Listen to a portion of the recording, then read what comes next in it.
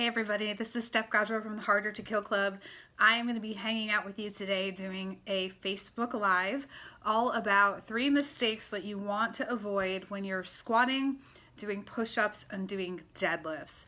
This is very common. These mistakes are very, very common, and if you're making them, that's okay. There's always time to make adjustments and improve. And so that's what we're going to do today. And I'm going to be doing some movement demonstrations for you. I'd love to know where you're listening from. So let me know in the comments, and I'm just checking my computer because I've got it running alongside this video just to make sure it's working. There we go. And I would love to know where are you listening from. And if you're catching this on the replay, right now it's about 10 minutes to 4 on a Tuesday. So if you're catching this on the replay, just let me know replay in the comments. That way I can see who's listening live and who's catching it later on. And I hope you love this bun situation. You can tell how dirty my hair is by how high it gets on my head. So there we go. This week I am going to be sharing more information with you all about the 5 different movement patterns that are part of the Made Strong program. So that will be the squat, which we're going to talk about a little bit today, the hinge, which we will also talk about today, the press or push, which we will talk about. There's also the pull and the carry. So I want to provide you with a little bit more information, a little bit of education, so that way you know that when you're doing these things, you can improve your movement. Everybody needs a coach from time to time, especially if you're somebody who's kind of new to these different movement patterns. Hey, Carla. So, remember that Made Strong is on sale this week because it's my birthday week. My birthday is Friday and I'm turning 40, so I'm doing a big celebration, and that's putting my Made Strong program on sale for $40, which I think is really cool. And it's also 40% off, which just happened to work out that way. And I also created a kind of a HIIT style Metcon bonus for anyone who joins now too. So I'll put the link in here later for that, and I'll tell you more about the Made Strong program afterwards, after I go through the squat, the push-up, and the deadlift, because I really want you to start improving your movement patterns. It's important to have good foundational movement patterns, not just how much you can lift. And I used to, I'm a USA Weightlifting Level 1 coach.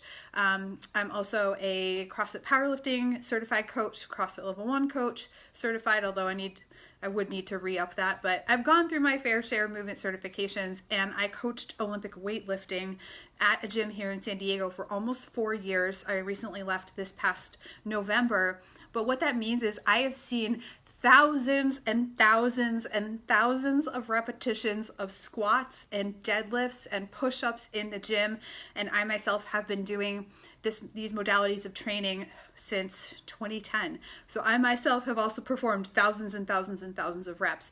And what I'm about to share with you might surprise you, because a lot of trainers and a lot of coaches use the cues that I'm about to show you or tell you about are kind of not so helpful past the very, very beginner stages of learning to do things like squat and deadlift and get a push-up from the plank position and all of these things. So it may contradict some things that you've ever heard. And if that's the case, I just want you to listen with curiosity, like, I wonder why what I've been told might not be super helpful once I get past like the very, very beginner stages. And know that a lot of the cues that you've probably learned have come from a good place, but they get misapplied. And oftentimes, especially in a group setting where there's group fitness happening, it can be really hard to try to make micro adjustments or small adjustments even to a particular lifter or to a particular fitnesser, exerciser, to a particular client if there are lots of people in the room and everybody's biomechanics, everybody's body limbs and proportions of their limbs are different. And so we tend to default to these general statements or these general sayings, and they run out of usefulness after a while. So just know that you may have heard these things, and I'm going to talk about squat, push-up, and deadlift. You may have heard them. They may come from a great place, but they may have run out of usefulness for you. And then after that, we'll talk about how the Made Strong program actually works, because I've had a lot of you ask me. Okay, so squatting, one of the most fundamental movement patterns.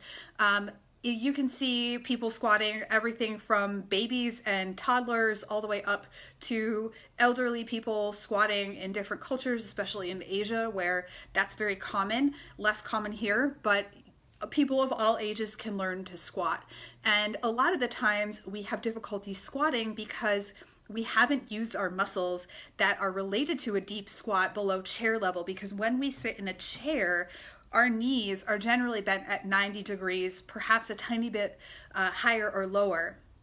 And so we oftentimes don't actually sit in a squat. It's very uncommon in Western culture to sit on a platform that's much lower than a 90-degree angle chair or bench or something like that. So sometimes it's just a lack of exposure to that movement.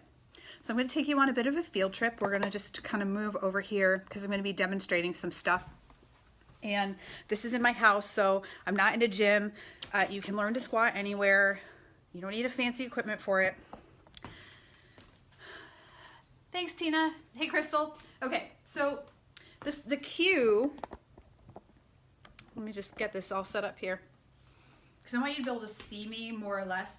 The cue that is something you want to avoid in the squat, or the way of moving you want to avoid in the squat, is to really keep your weight back in your heels. And this is a cue that's repeated all the time, but I can tell you this much. If you have a barbell on your back, if you are using any kind of weight, even on your front, like you're doing a front squat, even in a goblet squat where we might be holding a kettlebell here, sending our weight way far back in our heels is problematic for a lot of reasons. Namely, it puts our balance off, okay? So I see this happening quite a bit with people, and I'm actually gonna put this a bit lower because I want you to be able to see my legs. This becomes problematic for people because they're trying to send their hips back without really bending their knees, and they're trying to stay in their heels. So they end up feeling like they're going to fall, but their chest is really bent over. So they actually end up trying to squat kind of like this. And then their hamstrings hurt or their low back hurts, and they're feeling very unstable, especially when it comes to having any kind of weight or load on their body. So again, we're often told to keep the weight back in the heels, and the reason for that is your trainer, your coach is trying to keep you off your toes. Now, believe it or not, this way of squatting is actually completely legit, and it's used by a lot of bodybuilders. It's called a sissy squat. Obviously, we don't want to squat under load like that. So when your trainer or your coach is telling you to sit back in your heels more in the squat, what they're really trying to get you to do is to stay off your toes, okay? That's completely valid, but what often ends up happening is people are afraid to send their knees forward because they've heard that squatting is bad for your knees. Actually, squatting is good for your knee health, so we want to get away from that old chestnut. Obviously, if you have an injury, you have to apply your individual context and situation to that. But what people try to do is not bend their knees or let their knees go forward. They send their hips all the way back, and I'm in my slippers right now. I'll do it in my bare feet. They're trying to send their hips back without bending their knees because they've been told that squatting while bending your knees is bad for your knees, and they're trying to keep their weight in their heels, and they're like, I can't get down any lower. What's wrong? Well, you can see what's wrong. My balance is totally off, okay? So instead of staying back in the heels, we want to keep our weight kind of distributed evenly across our feet. Now, you may have limitations here. Let's be real. You may have limitations with your mobility, your flexibility. You may need to wear something like a squatting shoe. You may need to, at least temporarily, but you know, as you're working on your depth, you may need to put your heels, kind of slip a small plate underneath your heels, making sure, obviously, that that's safe for you in the gym at that moment. So instead of rocking back and lifting my toes up off the ground, sending my hips back, which causes my chest to drop, what I want to think about is keeping my feet, keeping my weight distributed evenly across my feet, keeping my heels down, but also keeping my toes down. There's a lot of nuance here I won't go into, but in order to really use the strength and the stability of the arch of the foot, we need to first get the big toe involved. Did you know that the big toe is the only toe that has a special name? It's that important. It's like the equivalent of your thumb on your hand, okay? It's called the hallux. And if you hurt your big toe, like you have turf toe or you sprain your toe, your big toe, life can get pretty difficult because that's a really important stabilizer. It helps to stabilize the arch, which is your foot's natural support system. And that support of the arch translates all the way up the chain. All right, so I want to keep my feet flat and I want to send my hips back as I let my knees come forward. I don't want them to collapse. I also don't want them to bow too far out. So I'm going to send my hips back at the same time I bend my knees. And then I sit down to my comfortable depth. Your depth is going to be different than other people, okay? Your chest position is going to be different depending on your own, your own personal body mechanics and your own proportions. People who have longer torsos, as they put a weight on their back and they back squat, they tend to lean a little bit more. That's okay. Everybody's going to be a little bit different. But I don't see anybody ever squatting with a bar on their back and then they're back in their heels. You're going to fall backwards, okay? So that's the first cue that we want to avoid, is keeping the weight too far back in the heels. Make sure you keep your feet on the ground. If you can't squat without lifting your heels, stick a little 2.5 pound plate underneath or wear a lifting shoe that has that rise. Don't squat in squishy ass running sneakers. That's not going to be stable enough for you. Okay? So that's the first one. The second one is the push-up, okay? It seems like everybody's goal is to do a plank style push-up, and for good reason.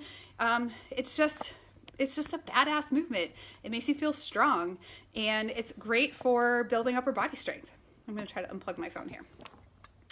Unfortunately, I see a lot of people doing push-ups very poorly insofar as their position of their arms puts a lot of strain on the shoulder capsule, the shoulder joint. If you've ever had a shoulder injury, you know these muscles are much smaller than the muscles of the lower body. And once you tweak a small muscle up here, it can take you out of the game for a while. I can't tell you how many people I have shown this incorrect cue to, and they're like, oh, no wonder I hurt my shoulder. Okay, and I'm not going to go into the mechanics of it too much, but essentially if my elbows are up too high while I'm doing my push-up, now I've created pressure on the shoulder joint in internal rotation, which is not a very stable position for it. So that's basically like this. That puts a lot of pressure on this shoulder joint. Instead, I want to be able to keep my shoulders down by keeping my elbows from either here, and I'll do this in a second, kind of down at my sides, to about that 45-degree angle. That's kind of the range, and it's going to depend on different people. But you don't want to do push-up with your arms way out to the sides like this, like a letter T. If I were to look at you from above, you need to look like an arrow, not a letter T with your elbows pointing straight out. If you are unable yet to do a push-up with your elbows pointing in that 45 or less position, then you need to scale it. And what I mean by that is put your hands on a countertop, put your hands on a bench, put your hands on a box, and gradually work yourself lower. Don't sacrifice by cheating it like this, and that's putting a lot of pressure in this shoulder joint. So let me take this to the floor, or should I have my assistant hold it? Can you come hold this phone? He's gonna hold the phone for me while I do this. Let's see. Okay, now you're gonna say hi. All right. So turn it this way. Okay, so I'm gonna get down on the ground, and I want to show this to you, that my hands are gonna be kind of like if you were to do chaturanga in yoga, right? My hands are gonna be fairly close here to my shoulders. If my hands are way out to the side, I've gone too far. I can't even actually do the wrong way very well because it fucking hurts my shoulders and it's just no good for me. But I'll try to demonstrate. So I'm gonna get into my plank position and I'm going to keep my hands relatively close to my chest. You can see here, my hands are pretty much touching my boobs. okay? You can go a little bit further out, that's okay. And if you were to look at me from above, I should look like an arrow. Some people really like to do them close. Some people like to go a little bit further out. That's okay. What we want to avoid is this. You can see what happened to my shoulder when I did that. I went from here and my shoulder blades were tucked down and back. I moved out and all of a sudden I was here. It's actually really hard to do a push-up like this, and I think if you moved your hands in, you'd actually find it's way easier to do the push-up. Okay? So I'm going to lower down here. Again, my arms are not way out here, like that T shape. Okay, they're here. I'm going to keep my spine neutral and push up. What I don't want to do is this. This is super bad for your shoulders. It's really not good for your shoulder health. Your shoulders are internally rotated, and if you do go all the way down to the floor, you can see now my elbows just want to wing away from my body, and that puts a lot of pressure on my shoulder joint. I'm not even going to push up because it's not worth it from that position. We're going to flip the camera. It's not fun. It's being kind of weird. Okay, so that's the push-up. Okay, so I don't usually see people cueing this wrong, but I don't see them correcting it. I don't see them catching it when, you know, trainers are walking around or coaches are walking around and the arms are way out here. That's too far. They want to be closer to the chest and that kind of that kind of arrow position. So if you have shoulder problems, or if your shoulders have been bugging you, or you want to just keep your shoulders healthy, you need to fix that push-up position.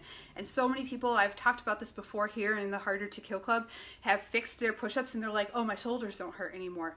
Or, oh, it's actually easier for me to get a push-up from that plank position.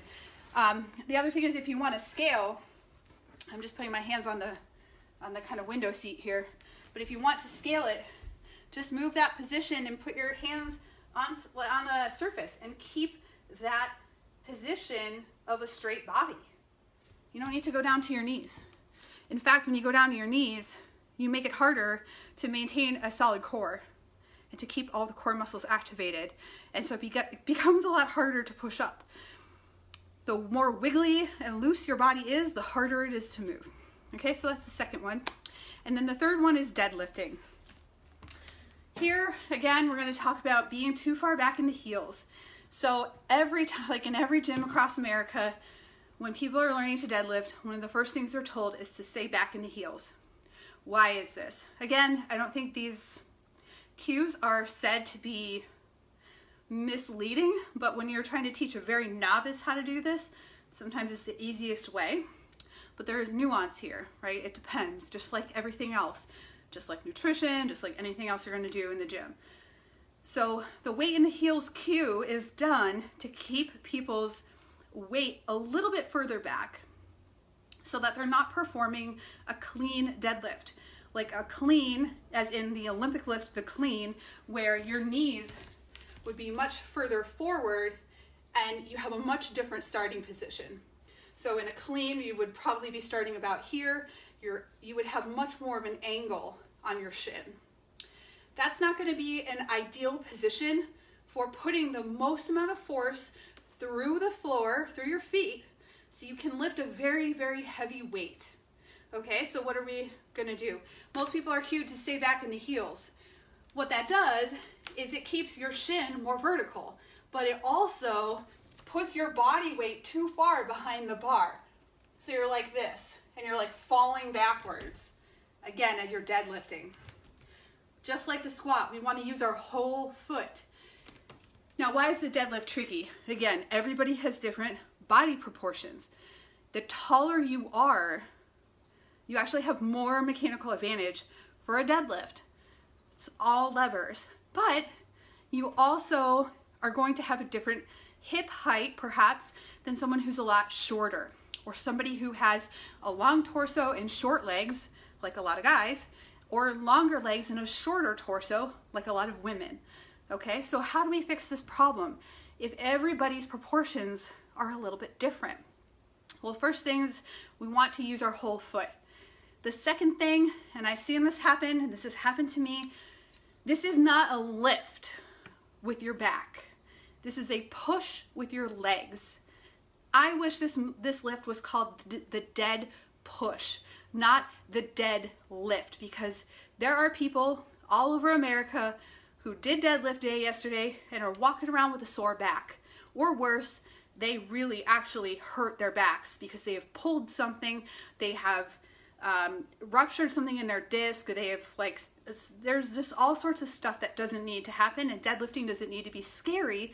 We just have to know how to best approach it, okay?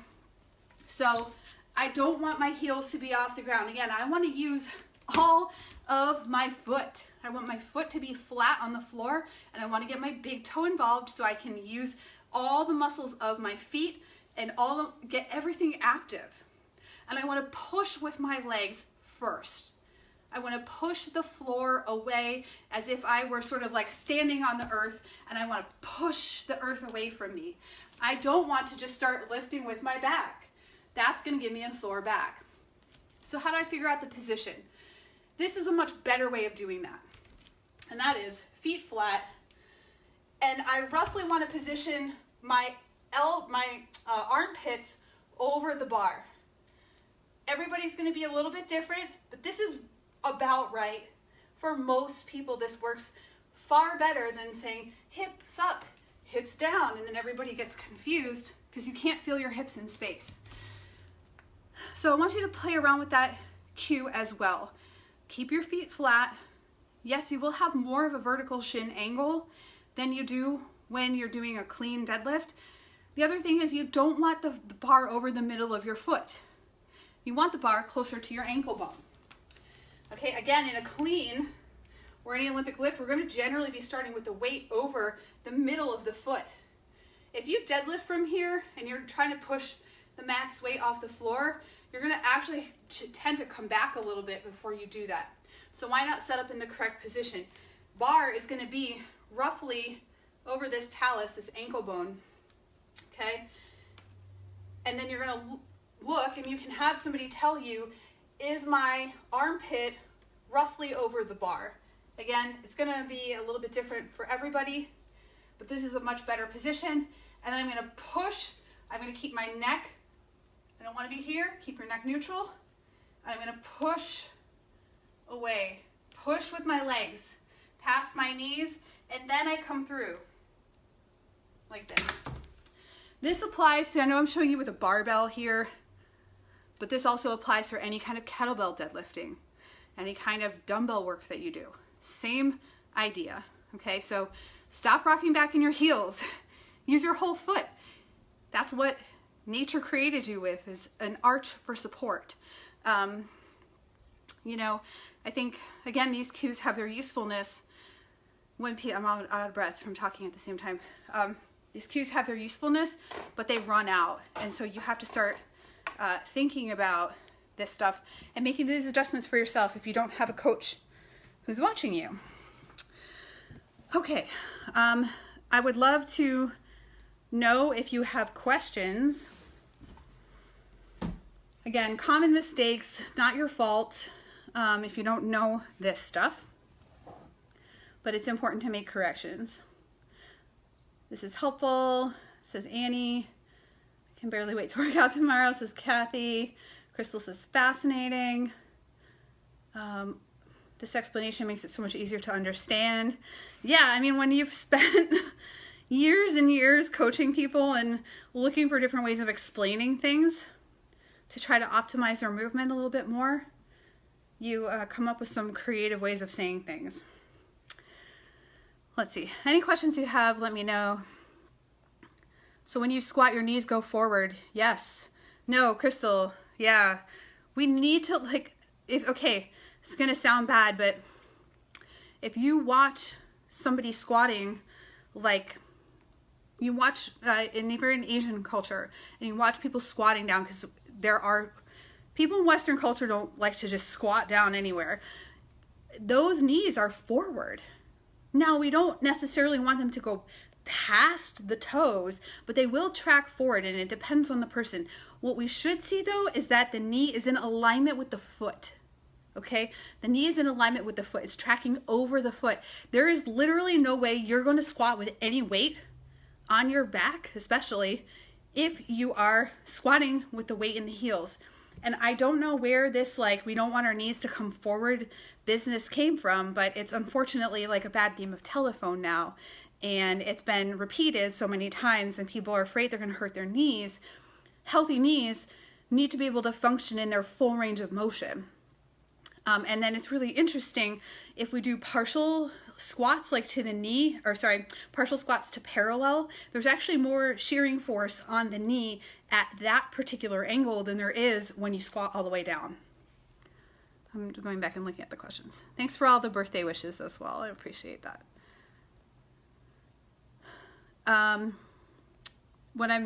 Okay. Ariel says, when I back squat, if I'm lifting heavy, my hips come up too quickly and I can't seem to get my shoulders up. What am I doing wrong? So if your hips are shooting up too fast, I want you to think of when you're standing up is actually pushing your hips forward. Pushing your hips forward. So you want your hips to kind of suck in as you're standing up. This is actually a common fault that I've seen with a lot of female lifters especially, and I don't know if it's just like lack of experience, but we don't want our ass to shoot up like a good morning. We want to make sure that we're rising correctly, because that will, if the weight's really heavy and you shoot your ass up in the air, your upper body has to compensate by coming forward. And that's a dangerous position because if the bar is in a high bar position, especially, it can roll over your neck, and that's never a good thing. Nicole, I'll probably do that at some point later on. And I have done Olympic lifting videos, and I do them extensively in my OLI 101 program. Kathy said, I always feel like I'm over-exaggerating the heel weight thing because everybody made an issue about that even though it felt weird. Girl, listen to your intuition. You know that doesn't seem correct. And again, I tend to see lots of chests falling forward when people are trying to exaggerate and stay too far back in their heels. I have tiny feet and am tall, so I have 2 inches less than normal size feet for my height, so I'm probably sitting further back than I need to. I've never seen a correlation, at least in my coaching experience, with foot size and height being a problem. So I'm not sure why that would be happening. Okay, you can keep asking questions. I'm going to tell you, sorry, I had a cat hair. This is what happens in our house. There's cat hair on everything. I'm going to tell you a little bit about Made Strong. So Made Strong is my kind of functional strength program that's built on 5 main movement patterns: the squat, the hinge, the press or push, the pull, and the carry. Why? Because these functional movements are requiring you to use more muscle groups at one time. Some of them mimic, and most of them mimic things you would do in your everyday life. For example, a press is like, I'm going to put my luggage in the overhead bin, right? A deadlift is, I'm going to pick something heavy up off the floor. Okay, you can make so many analogies to functional fitness. Is there a place and a time to not spot train, but like isolate certain muscle groups and train those muscle groups and do rehab and blah, blah, blah? Absolutely. Rehab, prehab. Yes, but functional movements are really important because they impact our quality of life on a daily basis. If you can't pick up your kids and walk around with them without feeling pain, then that's an issue, right? If you can't get around and move things around your house, then that impacts you directly. So that's the basis of Made Strong, is to get you strong in 2 to 3 sessions a week. So we're not spending like 5 or 6 days in the gym doing this stuff, and to get the most efficient workout possible. So you get different combinations of those 5 main movement patterns, and there are also a couple of other ones that are like power generating movements like kettlebell swings and box jumps and stuff like that as well that are optional. But what I do is I give you like different combinations of those 5 main patterns, and then I give you a menu of movements to choose from. You can use dumbbells, kettlebells, barbells. You can use odd objects like sandbags weighted backpacks. Here at my house, I do this workout on the front porch. If you follow me on Instagram, you've probably seen front porch workouts. And I literally have 4 kettlebells and a weighted backpack. I have no barbells here at home. I don't even have any dumbbells here at the house. So you can get a lot done in a little bit of time as long as the weights are challenging enough and you're mixing things up. And that's really what Made Strong allows you to do. You can do it at home, you can do it while you're traveling, you can do it in a gym. I mean, I always think the more equipment you have access to, the better, but you can do it with super minimal equipment. I recommend at minimum two different sets of dumbbells or kettlebells. One that's light to medium for you, one that's kind of medium to heavy for you. Why? Because your lower body is freaking strong and you need to start appropriately loading your lower body. So many of us are like, we're doing 10 pounds, like 10 pounds on each hand, and we're doing all these squats, and it's just not very challenging. So again, it's all relative to you and where you're starting at, and that's totally fine. But it has to be a challenge. If you're going through the motions and you're like, yeah, I could do this all day, this is super fun and comfortable, it's probably not heavy enough. You've got to challenge yourself. And again, this is kind of a generalization, but I tend to find that women often hold back from their potential. Like they could do probably a lot more, but they're afraid or they haven't been taught. So Made Strong comes with about 100 movement demonstration videos. This is not like me instructing the class in a video, not at all. That's not my thing, but it is me demonstrating the movement patterns so that you can see what a good pattern would look like, because YouTube has a lot of junk on it and we don't need you doing the stuff that's junky. So that's what the Made Strong program is. At the core, there's also a lot of stuff that's added onto it. I've got some stuff in there about nutrition. I've got some bonuses. I just threw in a kind of a HIIT workout and all that stuff. So HIIT bonus PDF of like 7 different workouts you can mix in. If you like to get your sweat on and do your thing, you can do that. But it really is structured. It's a guided program, okay? So if you just want somebody to like tell you exactly what to do on what day, then this isn't it. But if you're like, okay, I need structure and guidance, but I also want choice. I want to choose the movements that feel great for me. Because what if you have, I don't know, you buy this fitness program and the person puts in their goblet squats and for some reason you can't do goblet squats, or they're bad for your body, or it doesn't feel good in your body, or for whatever reason it doesn't work. And you're like, well, shoot, now this thing I don't know what my options are. I want to avoid that because I really believe that intuitive training is very important. And at the beginning, it can be hard to do that because you just don't know. You're like, I don't know what I should be feeling. I don't know what I should be expecting. So there's guidance, but you also get to mix and match. You get to pick what are the movements I can do for the equipment I have here, or the location that I'm in, or how I'm feeling today, because I believe that's very important, is to honor how our bodies are feeling. So for me, I'll give you an example, like my hamstrings lately have been super tight, so like I don't want to do a bunch of heavy ass deadlifts. Maybe I want to do some single leg deadlifts, and I'm really working on my balance and coordination. I love that option. And so that's really what the Made Strong program is there for, is to give you endless options. And we launched it last year, and there are people here and in my other groups who are still doing Made Strong because it grows with you as you grow and you get stronger. And this week it's $40 to celebrate my 40th birthday, and it's 40% off. So if you're somebody who's been waiting for a sale or a lower price, then this is the week to get it, because I don't often do sales, and that's the honest truth. Going back through the questions. Carrie said I do half-ass squats. Apparently what it's called, my thighs feel tight when I go down, so I can only go so far. Not sure if I need to stretch more, if that's how far my legs go. Probably not how far your legs go. I would recommend doing some foam rolling, first of all, if you haven't been. And then, the really interesting thing is that like muscle tightness, or the feeling of muscle tightness, can be for lots and lots and lots of reasons. I would say like you can practice just sitting in the bottom, just sit in the bottom of an air squat. And in fact, I'm going to show you what I mean. So an air squat is just a body weight squat. Carrie, I want you to practice just sitting in the bottom of a squat. Can you accumulate time sitting in the bottom of a squat? So take out the reps, take out the weight, and just get comfortable sitting in the bottom of a squat. And your body will eventually, as you get more familiar with this movement pattern, you will develop the capacity. It's probably, you could have some muscle tension that you need to work on with foam rolling, massage, all sorts of other stuff, but you should be able to sit in the bottom of a squat.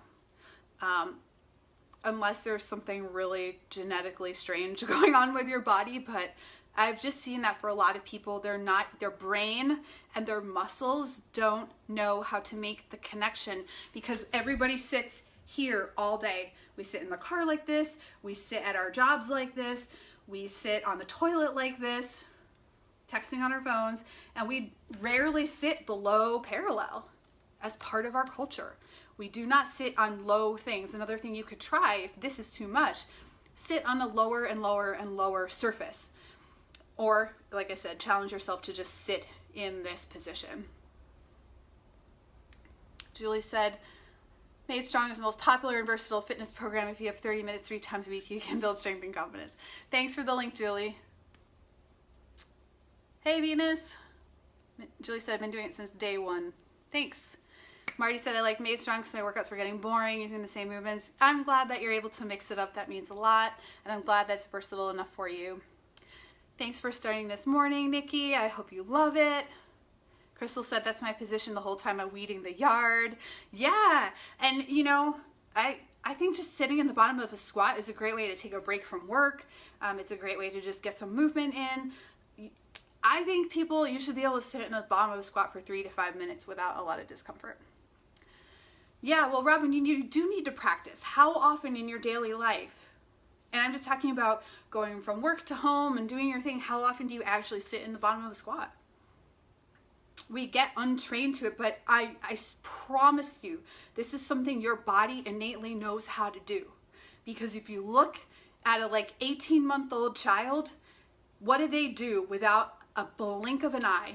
They drop down into the most perfect squat you have ever seen in your life. Our bodies can do this. We've just lost the practice. We've lost the neuromuscular connection. Sometimes also, you're just not even aware of how to use your glutes. So if your glutes are kind of turned off because you sit a lot throughout the day, then you need to start thinking about, how can I get that stuff turned back on? Yes, 14-month-old has a better form than most adults. Absolutely. It hurts my knees and I get scared that my knee will pop out. Do you have patellar tracking problems or dislocation problems, Robin? Are my heels up? Absolutely not. My heels are on the floor. This is how I've been sitting talking with you the whole time. So I can sit down here. Now this is a very low squat. I wouldn't do a weighted squat like this. Your ass to grass squat, and this for me is as low as I can go, right? This is gonna be different than if I'm squatting with a big heavy barbell on my back. Because right here, and I'll turn, my back is very rounded. That's not how, now if you're hanging out, sure, you can be here. But if you have load on your back is not going to be rounded, right? You might come down to more of here. This is about my lowest squat. Hear my knees cracking? They've done that since I was a kid, right? I should be able to sit down here.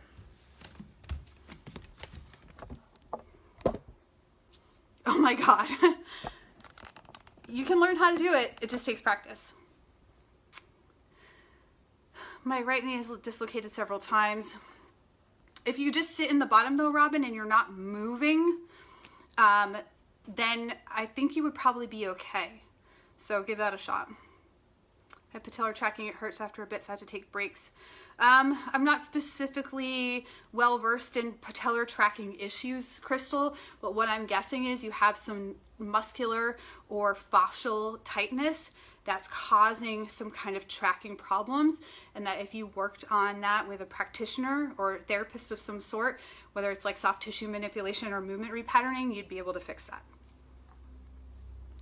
Sarah said, I work in therapy. The best thing ever is to sit like this, think about getting old, getting up and on and off the toilet. Yes, absolutely. Sarah, I think you hit on something super important here, that having an able body is really important. And adaptive athletes aside, right, they still have to work in modifications, or if you have an injury, you can work in modifications, but just generally still having function into older age is so, so important. Losing that mobility, losing that capacity for a lot of people is a huge problem and leads to diminished quality of life. And it's happening sooner and sooner. So that dynapenia, the sarcopenia, that's like loss of muscle and loss of essentially power is dynapenia. But basically, like, think about it like this. If I were to kind of trip and stub, like start stubbing my toe and stumbling, can I catch myself before I fall down? And a lot of people are losing that capacity, but it's not just older people, it's younger and younger these days because people are so sedentary. Okay, well, here I am sitting in the bottom of this squat. Let me know if you all have questions. Julie put the link to Made Strong here in the comments. I will go back at the beginning of the video. Sorry, go back up to the top of the video and put the link there. Remember that you can get Made Strong this week. It's $40. That comes with full lifetime access to all the stuff in the program. It grows with you as you get stronger and you want to challenge yourself to do new things. There are 100 movement videos with descriptions of the movement and then ideas for making it easier or harder. It works with barbell, kettlebell, dumbbell, odd objects, whatever you have around for weight. And is very, very flexible and versatile, but gives you some guidance as well. All right, everybody, thanks for joining me for this video, and I really appreciate it. Thanks for helping me celebrate my birthday. I'm very grateful for you and for everybody that's part of this community. All right, I'll see you next time. This is Steph Gaudreau of StephGaudreau.com. Bye.